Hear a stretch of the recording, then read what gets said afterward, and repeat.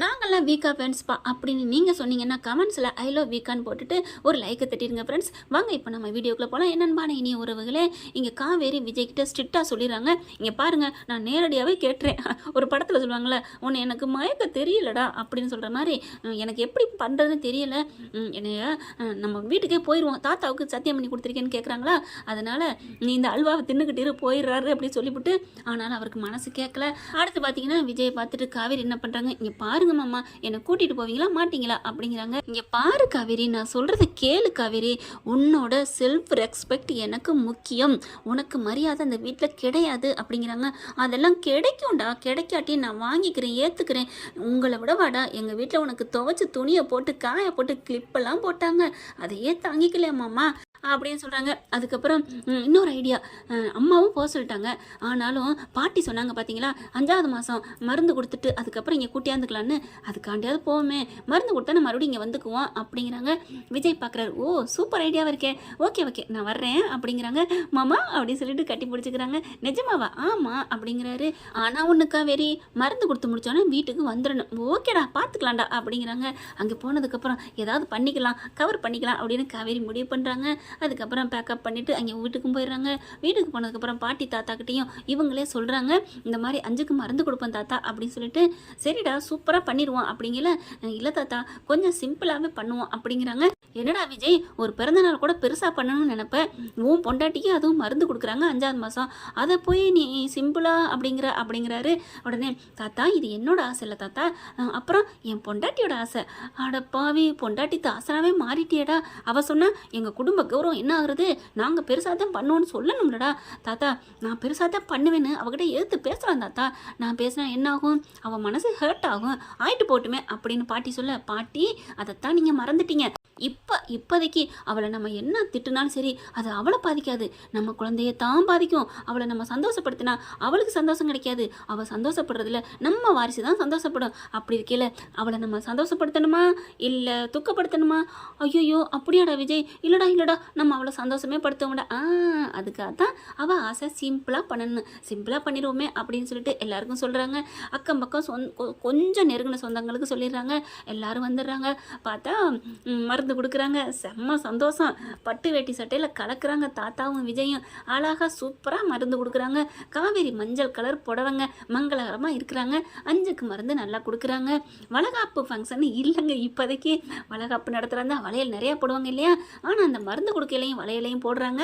ஏன்னா எனக்கு என்னமோ இது வளகாப்பெல்லாம் செம்ம ஃபங்க்ஷனாக கொண்டாடுவாங்க. 7வது மாதமோ இல்லை 9வது மாதமோ, இது 5க்கு மருந்து 5வது மாதம் இறுதியில் நின்றுக்கிட்டு இருக்காங்க. காவேரியும் சிம்பிளாக தான், வளகாப்பே சிம்பிளாக தான் கேட்டாங்க, இல்லைன்னு சொல்லலை. ஆனாலும் இப்போ பார்த்தீங்கன்னா சிம்பிளாக இருக்காங்க. வளகாப்பு இல்லாமல் கண்டிப்பாக அது 5க்கு மருந்து தான் இருக்கும். பார்க்கலாம் ஃப்ரெண்ட்ஸ் என்ன நடக்க போகுதுன்னு. எது எப்படியோ நம்ம தலைவனும் தலைவியும் சந்தோஷமான மூடை அனுபவிக்கிறாங்க, ஹாப்பியாக இருக்காங்க, அவ்வளோதாங்க. நமக்கு தேவையில்லை என்ன, அவங்க 2 பேரும் நம்ம தலைவனும் தலைவியும் சந்தோஷமாக இருக்கணும், அது மட்டும்தானங்க முக்கியம். ஆனால் இங்கே பசுபதி எப்படியும் வந்து என்ட்ரி கொடுப்பான், வில்லை இல்லைன்னா நல்லா இருக்காதுங்க. அதனால அவனை அப்பப்போ வரட்டும், வந்து நம்ம தலைவன் தலைவி கையால் மொத்து வாங்கிட்டு போகட்டும், அப்போ தானங்க நல்லா இருக்கும். இங்கே காவேரி கங்காவும் அப்படியே மூஞ்சியை தூக்கி வச்சுக்கிட்டு தான் நிற்கிதுங்க, பார்த்தாலே தெரியுது ஃபோட்டோவில். ஆனால் நம்ம தலைவர் நிவினை பார்த்தீங்களா, அழகா சிகப்பு கலர் சொக்காவில் அப்படி தான் இருக்காரு, இங்கிட்ட அங்கிட்டு சிரிக்கிறாரு வைக்கிறாரு, அப்படியே ஃபங்க்ஷனை முழு ஈடுபாடோடு பண்ணுறாங்க. பாத்தியாக்கா அவர் எப்படி நிற்கிறத அப்படின்னு சொல்லிட்டு, நீ ஏன்டி இப்படி உனக்கு கெட்ட புத்தி வருது அப்படின்னு தான் தோணுதுங்க சொல்லணுன்ட்டு. ஏன்னா நிவின் நல்ல மனுஷன்டி, அவன் மனசை புரிஞ்சுக்காதெல்லாம் நீலாம் ஒன்றும் சொல்கிறதுக்குல. அடுத்து மருந்து கொடுத்து முடிஞ்ச கையோட என்ன பண்ணுறாங்க, தாத்தா பாட்டி நாங்கள் இது முடிஞ்சோன்னா முறைப்படி வீட்டுக்கு தானே போகணும், காவேரி வீட்டுக்கு தானே. உடனே பாட்டி முகம் வாடி போகுது. என்னடா உடனே போகிற? ஆமாம் பாட்டி, அங்கே போயிட்டு அப்புறமா கூட வரலாம், ஆனால் இது இடம் பெயரணுமா அப்படிங்கிறாங்க. அத்தை சொல்லுங்க அப்படிங்கிறாங்க. உடனே சாரதாவும் பாட்டியும் ஆமாம்மா ஆமாம் அப்படிங்கிறாங்க. ஏண்டி காவேரி, உன் புருஷன் இங்கே இருக்கவே பிடிக்கலையா, அங்கேயே வரணுங்கிறாரு அப்படின்னு சொல்ல. அம்மா அவருக்கு அவங்க மாமியாரோட கையால் சாப்பிட்டு பழகி போச்சான், அந்த ருசி விலகலை போல இருக்கு, மாமியார் கையாலே வாங்கி கட்டணும்னு நினைக்கிறாரு. என்னடி இப்படி சொல்கிற, சாப்பாடை சொன்னேம்மா, ஃபுல் கட்டு வயிறு கட்டுன்னு சொல்லுவாங்க இல்லையா, அந்த கட்டை சொன்னேம்மா. என்னடி காவேரி என்னை குத்தி காமிக்கிறியா, குத்தி காட்டினாலும் அது தப்பு இல்லையம்மா. கொஞ்சம் நஞ்சமா கழுவி கழுவி ஊத்துன என் புருஷனை ஏன்டி இப்படிலாம் பண்ணுற? ஆமாம் நான் சொல்லுவேன் தான், ஒரு வாட்டியாவது மனசு திருந்தி என் புருஷனை மன்னிப்பு கேட்டியா இதே இடத்துல எம்புட்டு சண்டை போட்டு போனேன், அடிச்சு இழுத்துட்டு போனீங்கல்ல அப்படின்னு கொஞ்சம் சவுண்டாகவே சொல்ல, ஏய் வாயை மூடுறி அப்படின்னு வாயை பத்துறாங்க. அத்தை என்ன சாரதா என்ன அப்படிங்கிறாங்க. அது ஒன்றும் இல்லை, நான் தாத்தா பாட்டியை விட்டுட்டு வரமாட்டேன்னு சொல்கிறா, வெறும் சம்பிரதாயம் தாண்டி அதுக்காக வந்துட்டு போடின்னு நான் சொன்னேன், அவ்வளோதான் அப்படிங்கிறாங்க. பாட்டி உடனே அப்படியா காவேரி சொன்னேன், என்னை விட்டு உனக்கு போக முடியலையாடா அப்படிங்கிற அப்படின்னு மண்டே ஆட்டுறாங்க. சாரதா காப்பாற்றிட்டேங்கிறதுனால உன்னை நான் விடுறேன் அப்படிங்கிறாங்க. என்ன பண்ணுறது, பெத்த பிள்ளையாச்சே, உன்னை நான் காட்டி கொடுக்க முடியுமா அப்படின்னு சொல்லிட்டு, தம்பி இங்கே வாங்க அப்படின்னு விஜயை கூப்பிட்றாங்க. என்னத்தை அப்படின்னு கேட்க, மன்னிப்பு கேட்குறதுனால தப்பு இல்லைன்னு சொல்லுவாங்க, மன்னிப்பு கேட்குறவன் மனுஷன்னு சொல்லுவாங்க, அதனால் நான் மனுஷனாக வாழணும்னு நினைக்கிறேன்ப்பா. என்னத்தை என்ன புதுசாக பேசுகிறீங்க அப்படிங்கிறாங்க. கங்காவும் யமுனா அப்படி பார்க்குறாங்க. உங்களை நான் இதே இடத்துல ரொம்ப அடித்து அசிங்கப்படுத்தி கூட்டிகிட்டு போயிட்டேன், நீங்கள் தங்கம் இல்லை வைடூரியம் தெரியாமல் தகரம்னு நினச்சி பேசிவிட்டேன் மாப்பிள்ளை. என் மாப்பிள்ளை குமரனும் உங்களை சேர்ந்து அடிச்சுட்டாங்க, என் குடும்பமே உங்களை வசப்பாடி கூட்டிகிட்டு போயிட்டோம், அதனால் எப்போ நடந்த இப்போ என்னத்தை, அதெல்லாம் இல்லைப்பா, எப்போ நடந்தாலும் தப்புனா தப்பு தான், அம்மா விடுமா நீ சும்மா இருடி அப்படின்னு காவேரி சொல்ல, கங்கா வந்துட்டு இப்போ என்னம்மா, ஏய் வாயை மூடுங்கடி அப்படின்னு சொல்லிட்டு, மன்னிச்சிருங்க தம்பி அப்படின்னு காலில் விழுக போகிறாங்க. அத்தை அப்படின்னு கையை பிடிச்சி தூக்குறாரு. என்னத்தை பண்ணுறீங்க அப்படின்னு கேட்க, என்னை மன்னிச்சிருங்க, நான் பண்ணது தப்பு தான் அப்படிங்கிறாங்க. அட ஏங்கத்த அப்படின்னு சொல்லி தூக்குறாங்க. அப்புறமா பாட்டியும் தாத்தாவும், சாரதா மனசார மன்னிப்பு கேட்டில்ல விடுமா, ஏமா இப்படிலாம் பண்ணுற, ஆனால் அன்னைக்கு கோவம் இருந்துச்சு தான், ஏன் இப்போ வரைக்கும் உனக்கு உன் மேலே எனக்கு கோவம் தான் இருந்துச்சு, இப்போ எப்போ என் பேரங்காலில் விழுந்து மன்னிப்பு கேட்டியோ அதோட எல்லாம் முடிஞ்சு போச்சு, இனிமேல் நம்ம எல்லாம் ஒன்றா இருப்போம், உன் வீட்டுக்கு போகணும் தானே, என் பேத்தியை தாராளமாக கூட்டிகிட்டு போயிட்டு வா அப்படிங்கிறாங்க. காவேரிக்கு சந்தோஷம் தாங்கலை. அடடா கோல் மேலே கோல் அடிச்சுக்கிட்டே இருக்காளே அப்படிங்கிற மாதிரி தோணுது.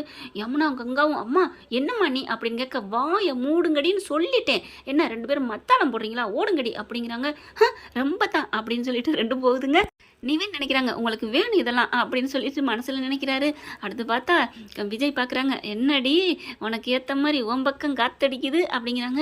ஆமாம் அப்படிங்கிறாங்க. ஏன்டா மாமா வந்து உன் வீட்டிலேயே வச்சு பார்க்கணுமா? ஆமாங்க, அது எனக்கு என்னமோ தெரியல, அந்த மாடியில் நம்ம தனியாக கட்டிலே இல்லாத தரையில் போட்டிருக்க அந்த மெத்தையில் நம்ம 2 பேரும் அப்படியே ஊடலில் கொஞ்சம் கொலாவணுங்க, அதாங்க எனக்கு ஆசை அப்படிங்கிறாங்க. அப்படியே மூட ஏற்றுறாளே அப்படிங்கல எல்லாரும் பக்கத்தில் வந்துடுறாங்க. சரிப்பா நாங்கள் கிளம்புறோம் அப்படிங்கிறாங்க. தாத்தாவும் பாட்டியும் மனசார காவேரியும் விஜய் அனுப்பி வைக்கிறாங்க. இவங்களை பார்த்தீங்கன்னா எல்லாருக்கும் விடை பெற்று 2 பேரும் கிளம்புறாங்க. காவேரி பார்க்குறாங்க, ஏண்டா நான் வந்து எப்படியும் திரும்பி போயிடுவேன்னு சொன்னதுனால தான் நீங்கள் சம்மதிச்சிங்க அப்படிங்கிறாங்க. ஆமாம் அப்படிங்கிறாரு. மவனே இரு, நாளைக்கு உன்னை திருப்பி கூட்டிகிட்டு போக வேண்டி அப்படிங்கிறாங்க. ஏய் என்னடி பாட்டியை சம்மதிச்சு ராசி ஆயிட்டாங்க, இனிமேல் ஏன் பயப்படுற, அதைத்தாண்டா நானும் சொல்கிறேன், ராசி ஆயாச்சுல அப்புறமா என்னை திட்ட மாட்டாங்க தானே, நம்ம வீட்டுக்கு வந்துடலாம்டா அப்படின்னு கெஞ்சிர பார்த்துட்டு, சரி சரி அப்போ நான் வரணும்னா ஒரு கண்டிஷன், என்ன கண்டிஷன் அப்படின்னு ஒரு ஆர்வமாக கேட்க, அதெல்லாம் ஒன்றும் இல்லை, நான் இப்படி நெத்தியை எப்பப்பெல்லாம் கையை வச்சு அப்படி சுரண்டனோ அப்போ வந்து நீ தனியாக எனக்கு வந்து கிஸ் கொடுக்கணும், அவ்வளோதான். மாமா என்ன மாமா, நான் ஒரு அர்ஜென்ட் வேலையில் இருப்பேன், நீங்கள் நெத்தியில் கையை வச்சுட்டீங்கன்னா அது மாமா தான் உனக்கு முக்கியம், அப்படி நீ நினச்சின்னா நான் இங்கே வந்து கூட்டிகிட்டு வருவேன். சரிங்க உங்களுக்காக நான் இந்த கொள்கையை நான் விட்டு கொடுக்குறேன் அப்படிங்கிறாங்க. ஐயோ ரொம்ப தான் அப்படியே எனக்காக விட்டு கொடுக்குறானா, உனக்கு மாமாவை கட்டி பிடிக்கணும் ஆசடி, அப்புறம் என்ன தெரியுதுல்ல அப்படிங்கிறாங்க. என்னப்பா உங்க பிரச்சனை முடியலையா, வண்டியில் ஏறுவாங்க அப்படின்னு பாட்டி கூப்பிட, இதோ வந்துட்டேன் அப்படின்னு விஜய் காவேரி சந்தோஷமாக வராங்க. என்ன ஃப்ரெண்ட், நம்மளோட கற்பனை கதை பிடிச்சிருந்துச்சுன்னா உங்கள் பொண்ணான கையில் ஒரு லைக்கை போட்டு சப்ஸ்கிரைப் பண்ணிடுங்க. Thank you friend.